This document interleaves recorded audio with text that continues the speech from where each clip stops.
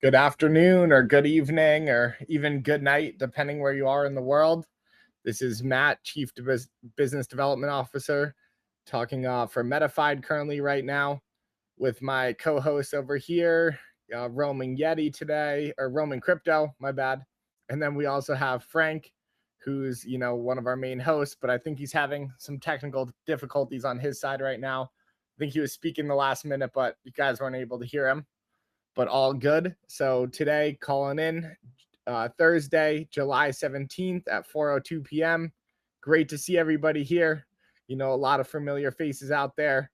Always appreciate all the support from you guys. And it seems like a few of you guys were in the alpha test today, and it looks like it was going well for you. Everyone was having a good time. I saw some huge payouts in there. I think I saw Doge Takeover over here had like a 57x payout on one of those games, which is pretty crazy. So, that always makes me happy to see stuff like that. And good job today.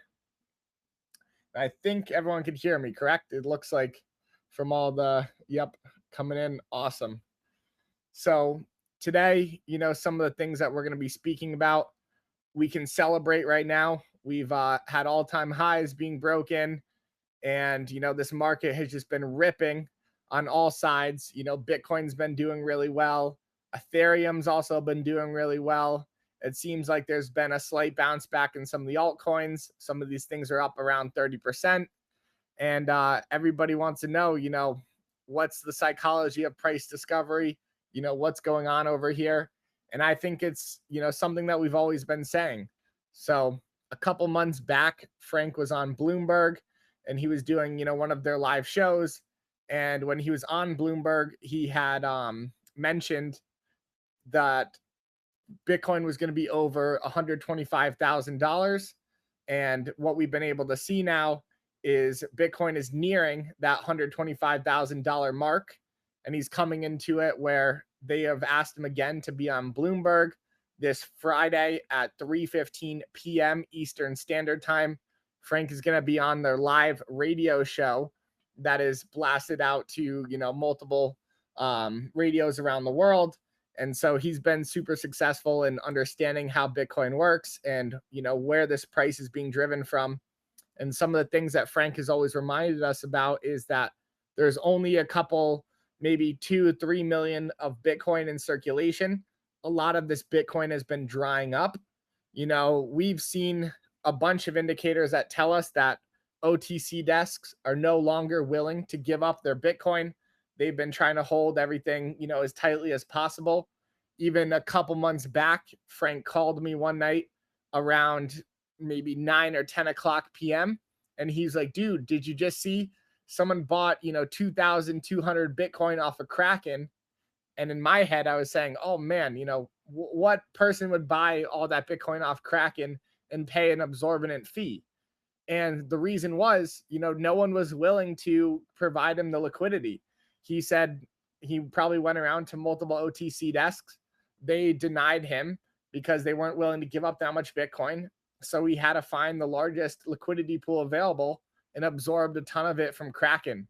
So if that doesn't, give you a sign of the scarcity that's happening out there, I don't know what will. But we are seeing a ton of institutions continuing to buy Bitcoin. People are, adding to these ETFs. Michael Saylor is out there gloating about the success right now through MicroStrategies, which has been awesome to see them continue to do well and bring new investors in. And you're also seeing some of that be reflected in Ethereum right now. So on the ETH side of things, it looks like, there's retail drivers, but there's also been some institutional drivers out there right now. So with the current, Ethereum situation, we've been seeing these SPAC treasury deals come up where, you have companies like SBET who have been funded with about, $425 million originally to buy ETH and act kind of as a synthetic ETF. And when ETH was, coming back into the market, they told everyone they're going to buy another 70 million, which drove some of that SPAC price up and it drove some market hysteria. Of course, even though it's good for the market, I would be weary about some of these SPACs. We all know, not your we all know to hold real crypto on these various dexes or exchanges. Of course, it's always better to get off the exchange and put it into a cold wallet. But these SPACs right now have been buying some ETH, driving the market. And it looks like, it's been these kind of interesting deals where there's a lot of upside for the investors, also the ones holding ETH. But a lot of the time at the end of the day, don't trust the SPACs. Just go out there and hold it yourself. Don't pay fees to anyone. And don't also allow anyone to be vulnerable who has market trading hours, where if the price decides to go down, they are not able to transact and get out of those positions. So again, just a reminder, stick to what we know, purchase things off of centralized exchanges, transfer to, cold wallets, or buy it off of dexes and hold it in your various preferred wallet. Mic check, 1, 2. Oh yeah, we can hear you now. Yeah, I had to go put my my phone in the other room on top of the router and then sign in with my personal account. So hello everybody. That might have been the best intro to the show I've ever done, and nobody heard it. So if a tree falls in the woods and no one's there to hear it, does it make a sound? The answer is yes, by the way, because sound is a longitudinal pressure wave caused by the displacement of air molecules. Can't have a tree without air molecules. Can't have a tree fall without displacing them. So yeah, it doesn't make a sound. I got kicked out of my physics class in high school for that once. But yeah, so well said at the beginning of the show there, Matt. I think there's a lot going on right now. I mean, one of the interesting things that happened in the lead up to this pop for Bitcoin is that it wasn't led by strategy. It wasn't the ETFs, the big ETFs that caused this jump off. It was a bunch of smaller ones that decided they're not going to wait anymore. And then they started buying like 500-600 Bitcoin here.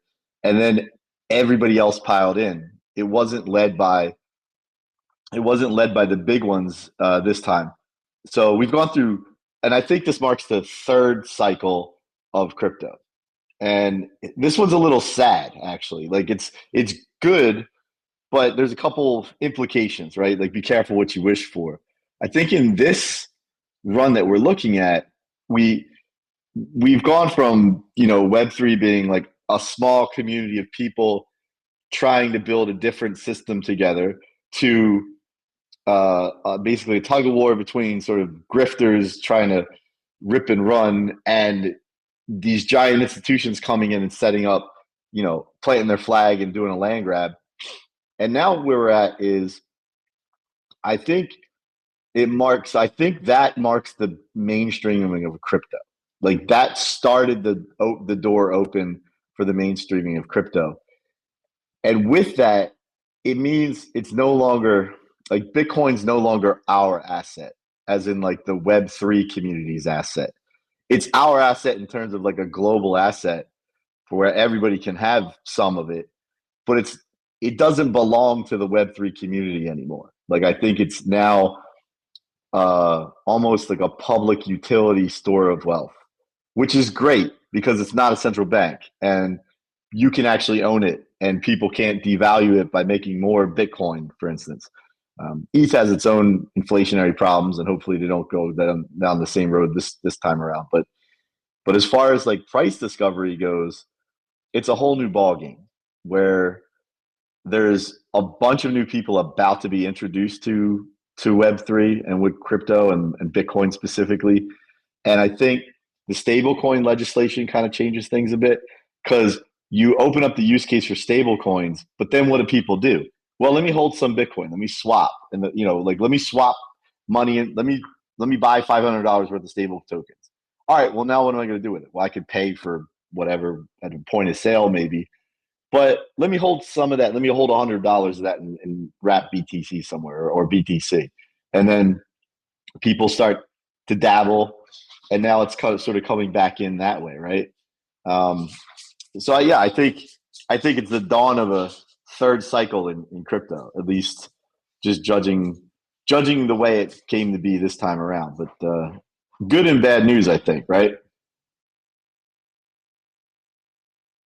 Yeah, I would agree. So I think this has been an interesting one for all of us over here. Maybe this one wasn't as expected as some of the last cycles. I think this is probably the most bipolar market I've seen in a long time. One day everyone said, oh, we're in a bear market. The next day everyone says, oh, we're in a bull market. I don't think we've even come to agreement what this is right now. Is it a bull market? I think, a lot of people determine that when altcoins start going up.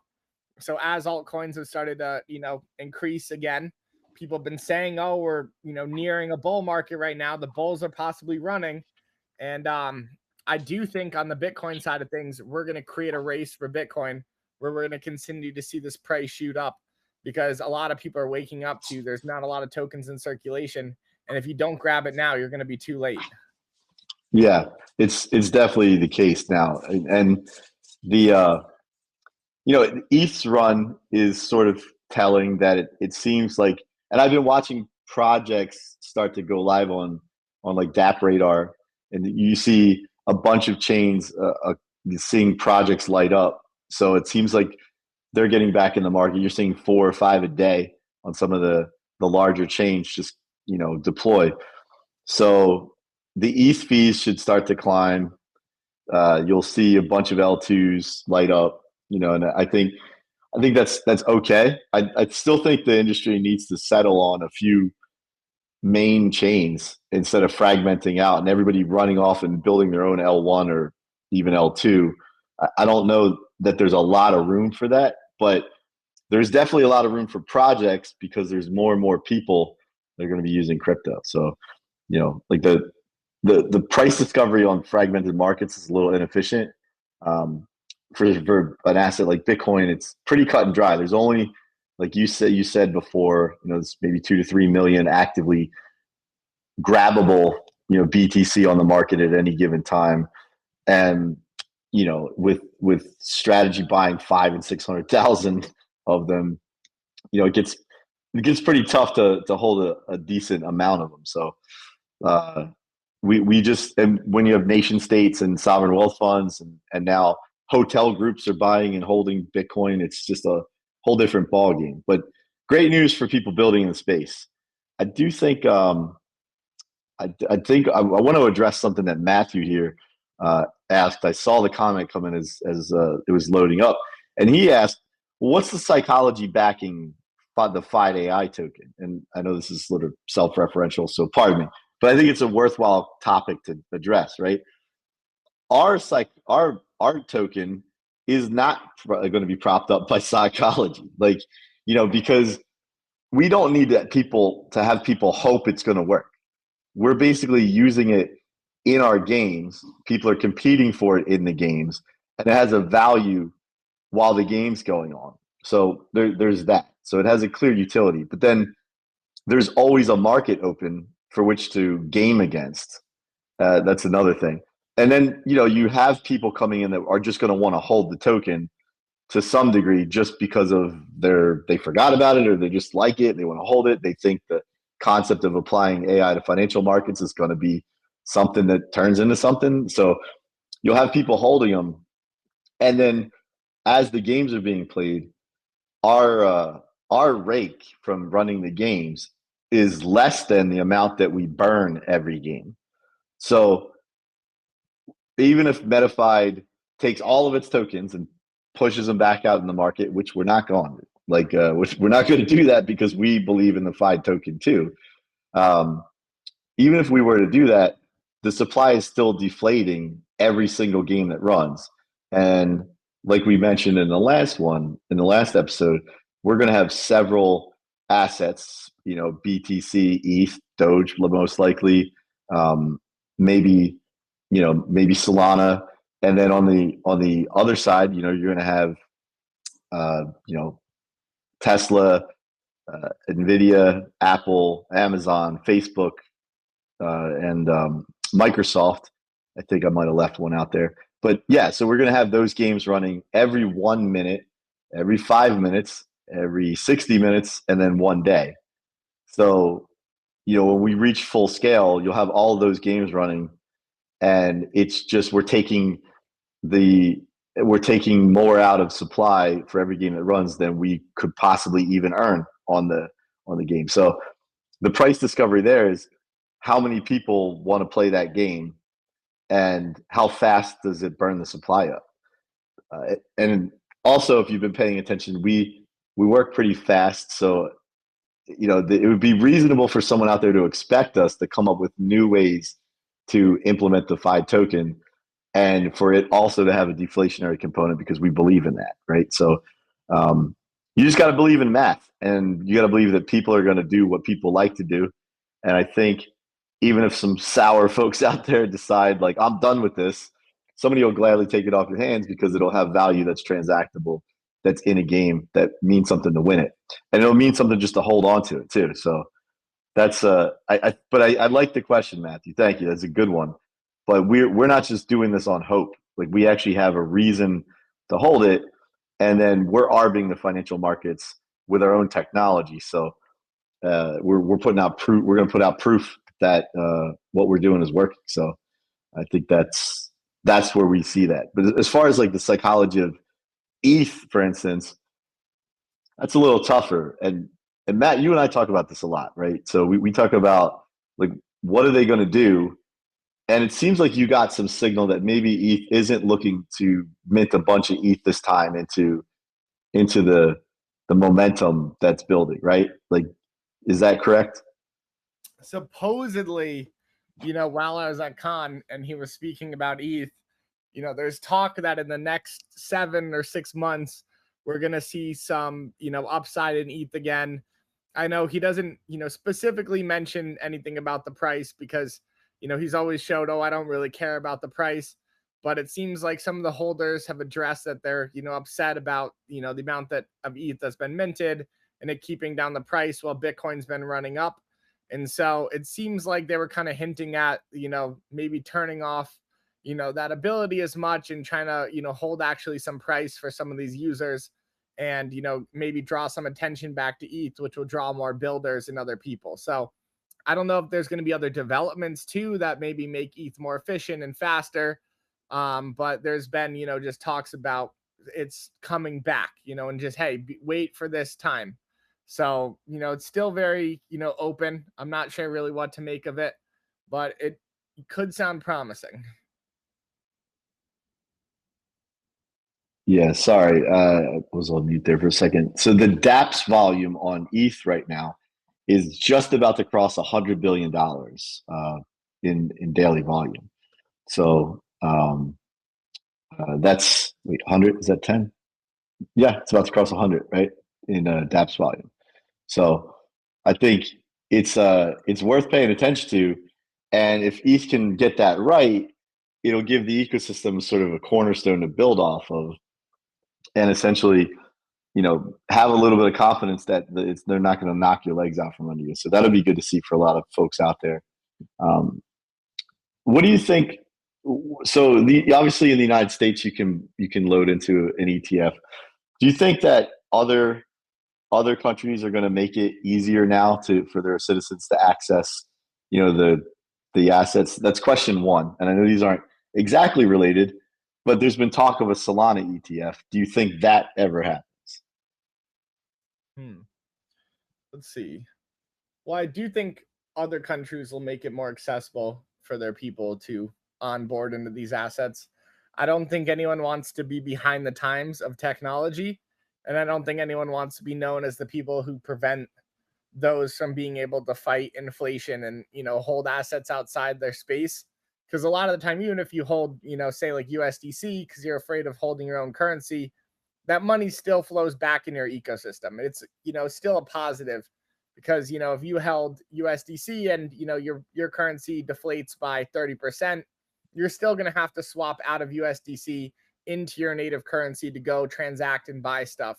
And so it does just bring the overall buying power of each one of these retail users up, and it allows them to, continue to maintain their ecosystem. And I don't think any native country wants inflation. It's usually bad for everybody and, their central banks and the various treasuries that companies are holding in those countries. So overall, I think they're going to make it more accessible for people to come into. I think it's good to make money faster. It allows your country to improve more. I think, again, remittances are one of these things that a lot of these countries are looking at right now, and the ability to do short-term loans. I know in places like South America, where it could take 2 weeks to send, a wire transfer from one factory to another. That's, a delay on the money there and the ability for people to build and then pay their employees. And if you can have things like sending USDC from one entity to another, and now it gets settled instantly, that person has more leeway to pay their employees, hire more employees, and stretch, the value of their business. So I think and it's for development. so for those of the audience that were wise enough not to take college level economics, there's actually a lot to be said for the velocity of money in an economy, right? Like it's super important that there's an efficient velocity of money in an economy and a cadence by which you can expect, because there's due dates and invoice due dates, but if you can accelerate your money and you can make products that yield money based on that acceleration, there's a whole forward looking outlook to an economy, right? So you're not just funding things in the economy, you're giving people these systems to extend some type of either leeway, loans, like credit, in which to expand, their ability to produce and do things like manufacture and trade and stuff like that. So getting a better, more efficient velocity of money into an economy is pretty important. But before we go on to the next topic, we should ask our resident continental infiltrator what he thinks about the general outlook of other countries starting to allow their citizens access to these Web3 digital assets in like retirement plans and things like that. So what do you have to say about that, Romy? I think from my perspective, it's really interesting to watch. I'm in touch with various countries around the world. I'm from New Zealand. I'm living in Europe. They all have their own different approaches and have taken their own different paths forward with acknowledging the existence of crypto, and then how they're regulating that and how they're bringing it into their own systems. And I think it's really interesting. I don't mean to put you on the spot, Romy, but which is your least favorite European country? No, I'm just kidding. I'm kidding. Don't answer that. It's a joke. We love you, Europe. So go ahead, man. Country in Europe is beautifully unique in its own special way. Lacey said, oh, I'd vote for him. I don't know about you guys, but he's got my vote. But yeah, I think for me, from the international perspective, it's really interesting to see lots of different places taking quite different approaches to how open or resistant they are to acknowledging the idea that crypto is here to stay and is a legitimate asset to be paying attention to. And I think that's probably about all I've got to say on the matter. I don't have a huge amount of exposure from the retirement perspective on it, I guess. That's not the way I approach things personally. I'm much more of a self-custody kind of approach to things, rather than looking at other plans out there and giving other people my money. But I think the overall regulation differences between, say, the States and Europe and little old New Zealand or Australia has some really interesting differences. And I think some countries are going to potentially regret the approaches that they've taken in these earlier days, compared to maybe those who have had a more open approach or are starting to open up faster. I agree. So you kind of walked into the next question here. Thank you for setting it up so elegantly. But do you think DeFi grows, or do you think that it becomes so easy through traditional channels that people just jump into crypto and it sort of consumes DeFi and it becomes just a small fraction of what it currently is? So do you think it's going to grow relative to the overall exposure to crypto, or do you think it's just going to shrink to a tiny band of rebels that uses DEXs? I guess on whether it grows or shrinks, I don't currently have a strong opinion, but I think the more mainstream crypto becomes, I think the majority of that will come through it being incredibly easy for people to access through things that they're used to and ways they are used to doing things. I don't think we'll see a huge explosion in DeFi from quote unquote mainstream people coming into crypto. I think the mainstream people will come into crypto because they don't have those obstacles. I mean, we're everyone in this space is pretty well attuned to getting involved with decentralized assets and dApps and things like this. But for those who aren't, whenever you have a conversation with the people who aren't used to that, actually trying to walk them through that process is quite a significant obstacle for the general public, I'd say. And so I see the real adoption coming and the real boom coming to when the need for DeFi becomes specialist rather than mainstream. Yeah. So before I kick it to Matt to wrap it up, I've thought a little bit about this, and what I think happens is that the space filled by DEXs for the decentralization of the assets is consumed by tens of thousands of growing applications for the use of the assets. So the DEX function will be spread across a bunch of federations of applications that are doing things for users. And that'll all look like portable DEXs or tribes of DEXs roaming the planet. And I think what you'll get is the decentralization being pushed by the concept of DeFi and decentralized exchanges moves to volume pass through applications that are using the assets for the reason the assets are good. And then those things become the value that's distributed amongst out there. And so it won't be locked up on exchanges. It'll be inside application ecosystems. And if you look at the way Web 2 worked, that's kind of the way it happened, right? So like, it's not like people put a lot of money into TCP/IP and SendMail, right? What you have now is Google, Facebook, Apple, Amazon, and the applications of those stuff. Like nobody ever walks up to you and you're like, "Hey, man, you still using the old Nobel token ring stuff?" It's what you're using the actual application for. So if we just follow that example, and then you look at what happened with telephony before it and radio before that, or TV before that, and radio before that, it kind of follows the same model. You know, you look at, it doesn't matter if you have cable, although the way cable TV started was Charles Dolan, who wound up, owning Cablevision, and also the owner of the New York Knicks.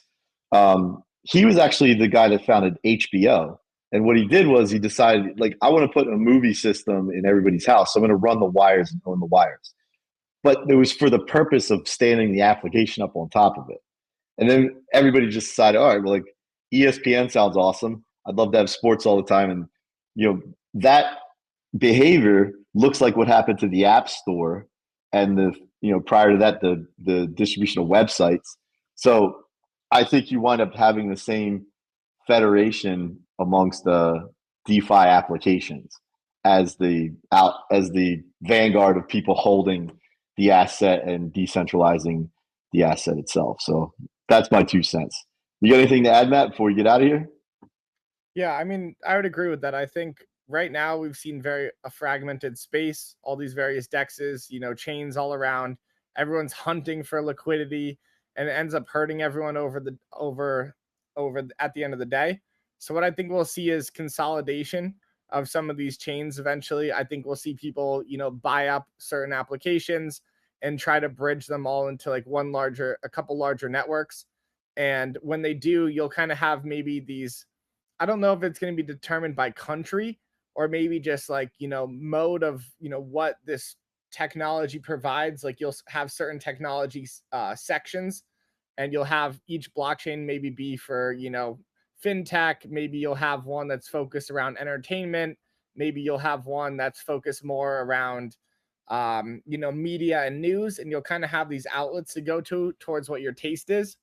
But I've also seen on the other side of things, countries congregate around certain blockchains as well, to where, in India, for example, Polygon was one of the main used chains over there. And then, Solana, you had a ton of like Southeast Asian users at the time as well. And so I'm not sure if those people are willing to give up, their native blockchain that they've, shared with all their friends and family, and they already have some of that networked effect. And so it could be country based as well. Like, I just want to throw that out there as maybe like a devil's advocate. But I think, again, it's always going to be about, where can you get the most distribution and who's going to bring everyone together. And, I think things like categories, like news and media do kind of have a simple way to break this down. And then you could get a little taste of everything, because you'll have a DEX who probably will have like an app store, and then you're going to want to find other things that relate to those categories. And Are it you might not make sense to have something in there. Are you saying that if people make it easy and convenient for people to use the way they want to use it, that they'll use it? Yeah, exactly. Yeah, I think that's right. I think that we just have to figure that out in Web3, and we're going to be just fine. We're all going to make it.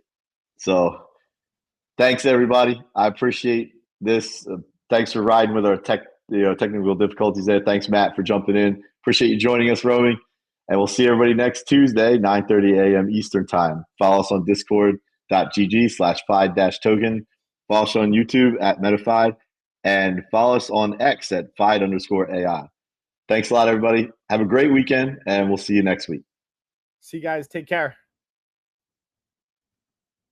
Metafide is the only AI-powered Bitcoin prediction game where traders compete in real time to forecast BTC's price in a fast 1 to 5 minute round. Test your skills against global players. Take on 1x risk with the ability to win multiplied payouts and prize pots. The more accurate and early, the better the outcome. Pre-register now for early access to generational wealth.